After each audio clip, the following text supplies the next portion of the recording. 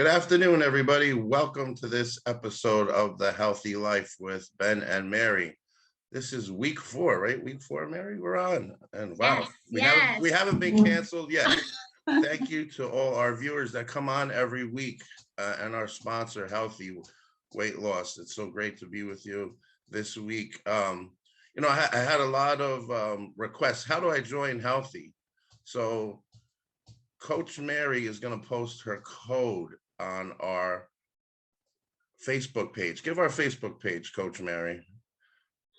Our Facebook page is Coach Ben and Mary's Weight Loss, Wellness, and Fun. Right. So if you join our group and want to join Healthi for $24.99 a year, I said a year, not a month, you get the app, you get the meetings, you get the coaches, all for $24.99 a year. You can't beat that. Mm-hmm. Can you? There's no gimmicks. There's no gimmicks. we're not trying to reel you into anything. It's really probably too good to be true, but it's true. Like there's no hidden anything. There's no hidden fees. You get everything. You get us. You get us all the time. We're always working. We don't do home visits though. But no home visits yet, but we'll probably do that for free. It might be in another package. But so if you join the Facebook page, Coach Mary is going to post her code to give you the discount for $24.99.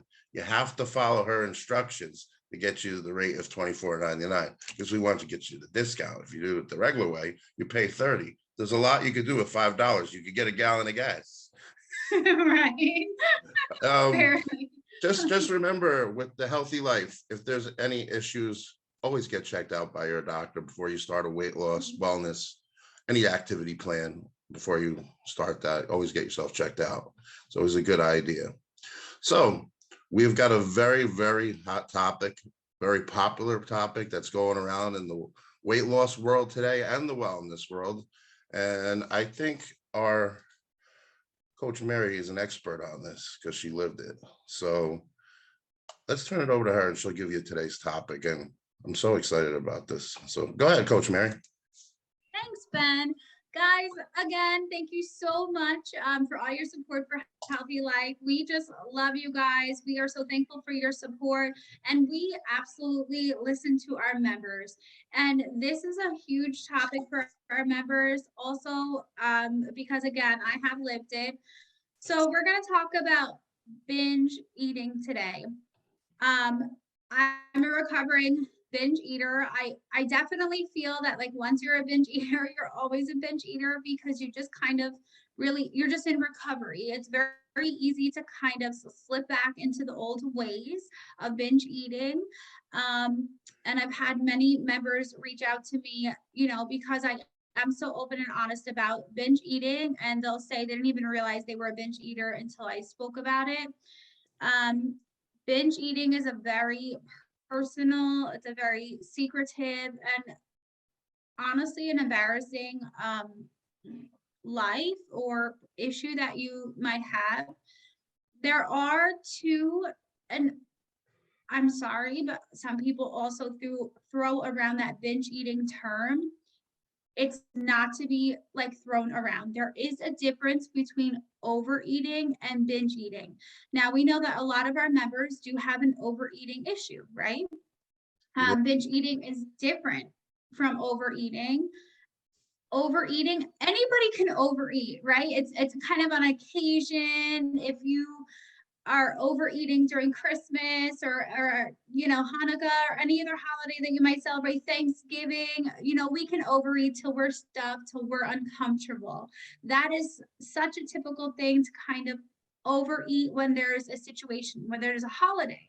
Now, if you're an overeater, let's say maybe you overeat, at birthday parties or, when you had a little too much wine on a Friday night, or you're going for that second, dessert, something like that. Overeating is common. It's really, really common. Binge eating is different because you do it in secret, because you're embarrassed. There's a lot of guilt and really negative feelings that are attached towards it. And a lot of, sometimes it can also be planned. There's a lot of emotions that go with it. Binge eating is eating an exuberant amount of calories in one sitting and then feeling a lot of guilt afterwards, where you're actually eating to the point where you're almost sick. What And would be you're like an average amount of calories, Mary? so honestly, so when I was still going through my binge eating, I mean, I'm gonna guesstimate probably like, I would say like probably a 6,000 calorie day. I definitely when I was binge eating, it wasn't like binge eating a meal, it was kind of like binge eating during the day, like for getting in that whole kind of episode, that whole feeling. You're not just like binge eating dinner. You're binge eating, you're going through a binge. It's a longer point of time. I never calculated the calories, but I have calculated the bites, and the bites could be well over 100 bites for the day. There's no breakfast, lunch, and dinner. It's eating, eating, eating, eating, eating, just a continual eating for me. Every binge eater is different. But that is pretty typical, where you're literally like on a, that's why they say you're on a binge. It's not, you're just not binging breakfast, unless you're in the process of healing, and you might stop yourself at breakfast and say like, oh my gosh, what am I doing? And kind of um, setting yourself back. So number one, if you're a binge eater, you're not alone. Number two, if you are a binge eater, the first step is recognizing that you're a binge eater, not only to yourself, but it is helpful if you are comfortable enough to share it with somebody else, because then it's no longer your dirty little secret.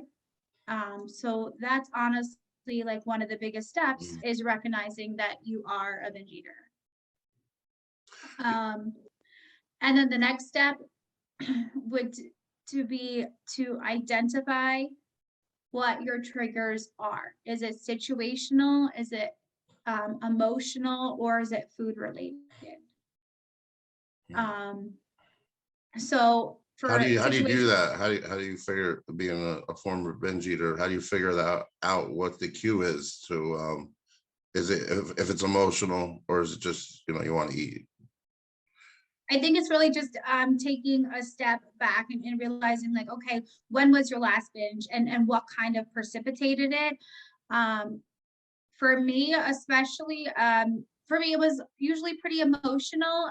But I can definitely hear when people are situationally binging. Let's say like uh they're going to a party in Las Vegas, and they're like, like, I don't know, they're planning a binge, or if it's related to emotional, like a sorrowful binge, if you're going through a divorce or a death in the family.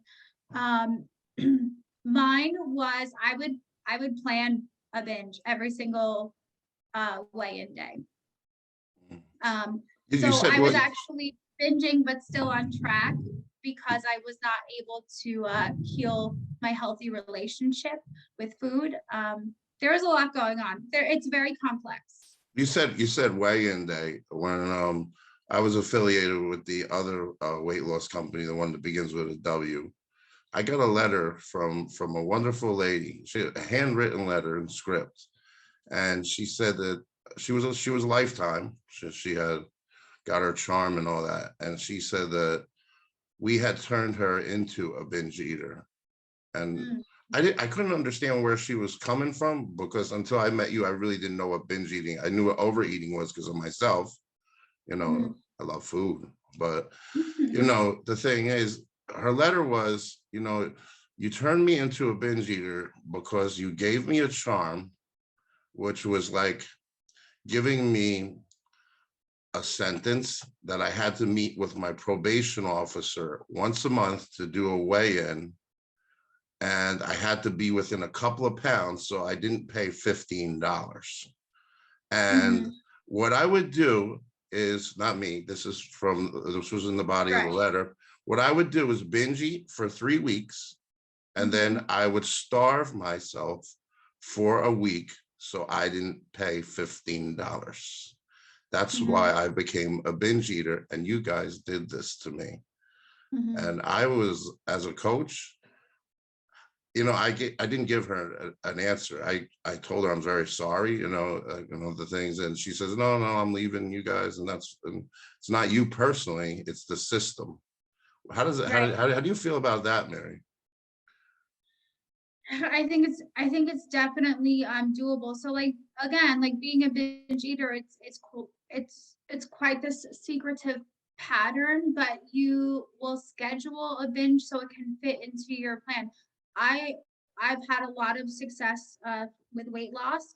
But what I would do is I would go weigh in once a week, and I would have everything planned for that weigh-in day where I Mhm. was eating 24/7. I mean, like, okay, so so a typical binge day for me. So I would weigh in. It would be definitely a morning meeting, of course, and then I would go and get Why would it a be a morning? Why McDonald's would it be a morning weigh-in? Why do you say that? because I want to binge. After you weighed in, right? I want to get in as Hmm. much food as possible for that day, because now it's my day to be Off to all the willy-nilly. races. Right. Yeah. I got that number I wanted. Now I can go off to the races. Who cares? Right. There's no holding back, so like as I would just leave the studio and weigh in. I would already have like everything planned out. I mean, like, so I'm going to McDonald's and I'm getting two breakfast sandwiches, two hash browns, eating, going to Wawa, making sure I'm getting, cashews and sweet treats and candy. And then I would like there was no stopping eating. And then lunch or another meal, and then just keep on eating to dinner, and it was just like a nonstop eating. And then when that day was over, I would reel it in during the week. And I would just tell myself, okay, well, those were all my weeklies, my extra that I could have. But of course, I would never, ever, ever track it. Right. I'm not facing what I'm eating because Right. I'm not, I have 7 days to get back on the scale. Yes, and then I would be in the gym. So then I would be in the gym for over 8 hours a week, and really probably under eat during the week, just so I could have everything I would want during the week. I would fit it all in that one day. So it really is an eating disorder. And you will actually see this a lot with bulimia and things like that, where they're binging and then they're purging. So I would be binging and then just, like then really not eating enough and working out a whole bunch. I mean, on a binge day, I could definitely gain 7 pounds in one day for Right. sure. But it caused, like, I knew I had a weigh-in day. I know I would have to make my weight. I was very, very, very overweight. So it was still working for me, but it wasn't taking care of my eating disorder. It wasn't healthy, for Well, lack I of was a gonna better say, word. and now Yeah. with Healthy, I don't have a specific weigh-in day. I actually weigh myself every day because it works for me.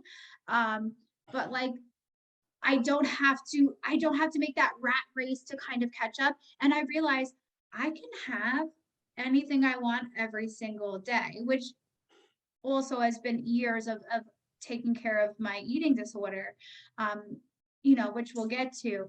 Um, but with Healthy, I didn't have to meet that deadline of my weigh-in day once a week. I'm accountable to myself. To shift from weigh-ins, because this has always been like a really gray area with me personally, and when I give advice, we've all heard that word cheat day. Now, I don't mean go cheat on I your was wife. gonna say, I was Yeah, gonna say I you don't can mean be very. I don't mean on your spouse, but that's a reward day. But no, what I mean by cheat day, I used to call it reward day because cheat was a negative word. But do you think that cheat meal when we're on a wellness plan, or that reward meal or that cheat day can turn into a binge for some folks. If you're a binge eater, yes, but does it set you up? Does it set you a cheat day sets you up for an unhealthy relationship with food, which in turn can set you up for an eating disorder. Mm. Because saying that's a cheat day or even saying that's a reward meal, why is that a reward meal? Why are you calling that meal or that food or that whatever? Why are you calling it a cheat or a reward? Yeah, that just threw a negative connotation on it. Well, and be right. It's it's linking that type of food or that type of meal to negative. There is no food that's off limits. There's no anything that's off limits. There's no food or meal or anything that you cannot have. We're humans. We're allowed to, eat whatever. Of course, everything in moderation. Of course, I'm not saying that that brownie a la mode is fueling your body. So you can't be using that as it's not exactly nutritious, right? But there's no food that's a bad food. But as soon as we're like, oh, that's my cheat because I can't really have that, or that's my reward because I Well, can't really have that. once we label it, that turns it into a negative. Here's the unhealthy relationship with food. And as soon as you start building that unhealthy relationship with food, and now you're an overeater, and now you have an unhealthy relationship with food, you're on your track to having an eating disorder. What it could be any eating disorder, really. Yeah, yeah. Back in my days in weightlifting in my 20s and stuff, the world was a lot different. And you think about it, like if you follow bodybuilding or you follow fitness, people aren't in shape all year around. They don't look like No, that. But no. because of triggers like social media, Instagram, Facebook, people tend to practice unhealthy behaviors because they want to look good all the time. Right. And before, especially, and with bodybuilding and weightlifting, they took their pictures once a year and they just used those pictures in the magazines all year long to look that way. They didn't look that way all year long. Sometimes, Right. who can really logistically stay within 2 pounds of their goal weight all year long? That's Exactly. psychologically, you're putting so much stress on yourself. You got It's so to much pressure on the scale. unravel that ball of yarn and weigh yourself when you want, right? Yes, and you know what? And we know, and this is what we're talking about with the healthy life, it's beyond the scale. Like there's so many other ways that you can gauge your success. You know what? Even if you said no to that second brownie a la mode, guys, I love sweets and cheese. But even if you said no to that second brownie a la mode, can that be like a great thing for you? Can you take that as a success? Or can we start taking our measurements or our progress pictures like one of our awesome members does? Or, our other member was able to increase her hand weights recently, which is fantastic. Or the other members are doing a more full push up. Guys, health and wellness is so beyond this ever. Okay, so I do have some tips. So if it's a situational binge, if you binge more during a situation, if it's at a party or something like that, which usually it isn't because it's not in front of people, but I mean, listen, I've binged in secret at parties. Like, I don't care. Keep yourself busy at the party. Offer to clean up or help set up, or maybe help with the children. Keeping yourself busy and away from the food can help distract you away from the binge. If it's emotional, and this is what we've also been talking about with the healthy life. If it's an emotional binge, if you binge when you're like heartbroken, upset, things like that, try to find another way that might be able to help you with that. If you're frustrated and you're angry, talk to a friend, call a friend, vent to a friend, that might be helpful.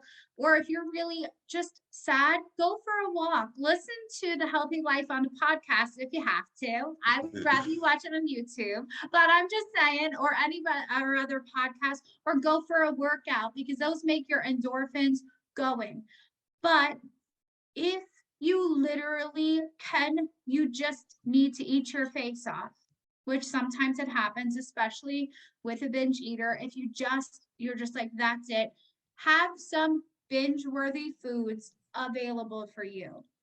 These are some things that I really worked on when I was working through my binge eating disorder, because you can't just stop cold turkey. That's not how it is. That's not how it works. Um, and if you can, that's great. But I've been a binge eater so many years of my life. I remember in college,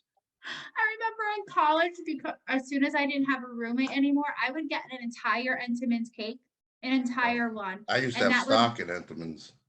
I would eat the whole thing Yeah. in a day, plus other stuff. It was really bad. But anyway, Entenmann's, oh, it's so good. Anyway, have some binge worthy foods available. Frozen grapes. I love frozen grapes. You can even, after you wash them, roll them in some powder from the Jello and then freeze them. So yummy. Any frozen cherries are also really good too. Air popped popcorn. If you don't have an air popper, guys, you can just put those kernels in a brown paper bag that you get for like so cheap, roll them up, put it in the microwave till you stop hearing them pop. And they sell like variety flavored seasonings on Amazon. You can do anything from sweet to salty. They have like cinnamon and sugar and jalapeno cheddar. I really like ranch seasoning, but this is the trick. Have those foods on hand for an emergency. Have them on hand, but eat them one at a time, because it's telling your body you're eating a lot, because it's taking a lot to eat them. It's a lot of motion, a lot of chewing, a lot of time, but you're not consuming a lot of calories. You're not throwing away your whole plan because you needed a lot of food. Also, if you need to have a big salad, I know it sounds crazy, but sometimes you just need to feed your binge eating disorder. Have a huge exuberant salad or have a stir fry with some chicken and some vegetables.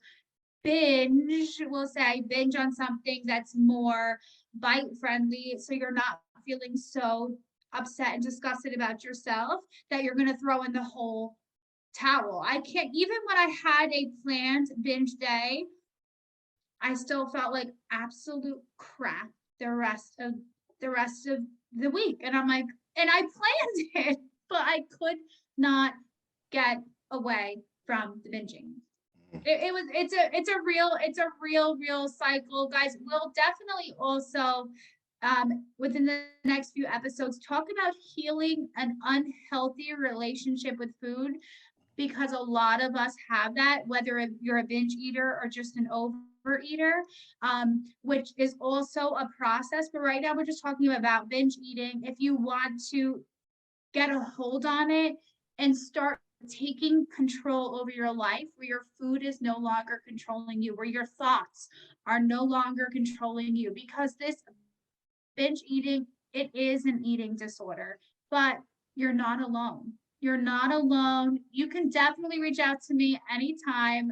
I'm definitely a recovering binge eater, but I've been through it. You're not alone. You don't have to be embarrassed. I can't tell you how many members reach out to me and tell me that they are also binge eaters. In our Mary, society that we have today, it's common. not to cut you off, but I think us in this dieting, weight loss world, I think we've got to stop looking at weight as a vice, because you can't include it in smoking, drugs, alcohol, gambling, because food is something that you have to always live with. You can't go cold turkey and say, I'm never going to eat again.